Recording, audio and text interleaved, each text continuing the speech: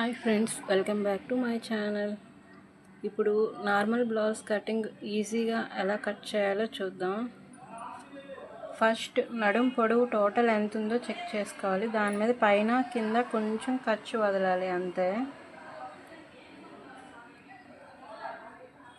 Next back neck ఎంత ఉందో check చేసుకోవాలి.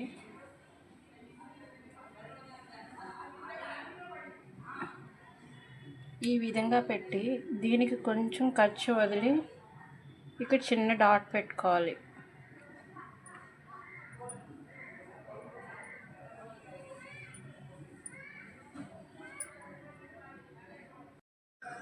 నెక్స్ట్ బ్లౌజ్ని ఈ విధంగా సెట్ చేసుకొని నెక్కి ఇక్కడ, షోల్డర్కి ఇక్కడ, చంక డౌన్ కోసం ఇక్కడ డాట్ పెట్టుకోవాలి. నెక్స్ట్ వీటన్నింటికి లైన్స్ గీసుకోవాలి.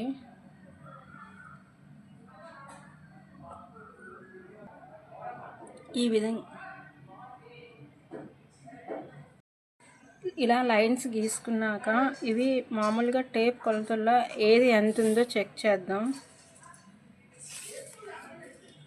మొత్తం టోటల్ పొడవు 15.5 ఉంది. బ్యాక్ నెక్ 8.75 ఉంది. షోల్డర్ అండ్ నెక్ కలిపి 5.5 ఉంది. 5.5 ఓన్లీ నెక్ వరకు 2.5 ఇంచ్ ఉంది. అంటే నెక్ 2.5, షోల్డర్ 3 ఇంచెస్. ఓకేనా? ఇప్పుడు ఆర్మ్ హోల్ ఎంత డౌన్ ఎంత ఉందో చెక్ చేద్దాం. టోటల్ 6 ఇంచెస్ ఉంది. 6 ఇంచెస్ ఉంది. లూజ్ వచ్చేమో 9.75 ఉంది. 9.75 ఇంచి లూజ్ ఉంది. సో చంక రౌండ్ వచ్చేసరికి యాక్చువల్లీ అందరూ 1.5 అలా పెడతారు కదా. 1.5 ఎప్పుడూ పెట్టకూడదు. పెట్టడం వల్ల ఏంటంటే బ్యాక్ సైడ్ ఉగ్గొచ్చేస్తుంది అన్నమాట. సో మనం దీనికి నెక్ కొంచెం తక్కువే ఉంది కాబట్టి, బ్రాడ్ ఎక్కువ లేదు కాబట్టి 1.5 అంటే 1.5 ఇంచీకి 1/2 ఇంచి తగ్గించి 1.5 ఇంచి పెడతాం మనం. ఇక్కడ చెక్ చేసుకోండి, 1.5 ఇంచి. దీన్ని ఈ విధంగా రౌండ్ చేసుకోవడమే.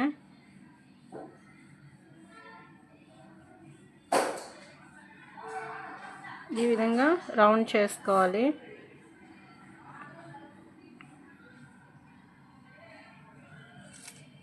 తర్వాత నెక్ ఎప్పుడు ఇందులోనే రౌండ్ గీసేయకూడదు. ఎందుకు అంటే మనకి షోల్డర్స్ కొంచెం పెద్దదిగా ఉన్నప్పుడు ఏమవుతుందంటే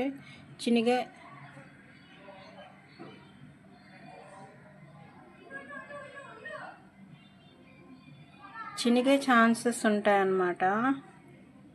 కనుక ఇక్కడ ఎక్స్ట్రాగా మనం గీత గీసి మనం ఎక్స్ట్రాగా రౌండ్ చేసుకొని గీయాలి.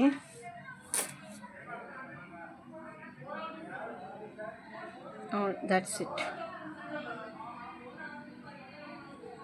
ఓకే కదా, అర్థమైంది కదా. ఈ విధంగా ఎక్స్ట్రాగా చిన్నది ఎక్స్ట్రాగా గీయడం వల్ల ఏంటంటే మనకు బ్యాక్ కొంచెం ఫ్రీగా ఉంటుంది ఎవరికైనా. ఇదే లోపలే గీసేస్తే ఏమవుతుంది అంటే ఫ్రీగా ఉండకపోవడం కాగా మ్యాక్సిమం చినిగే ఛాన్సెస్ ఉంటాయి కూడా బ్లౌజు. ఇది మన బ్యాక్ పార్ట్. ఈ విధంగా బ్యాక్ పార్ట్ కటింగ్ చేసుకోవాలి. ఓకేనా ఫ్రెండ్స్?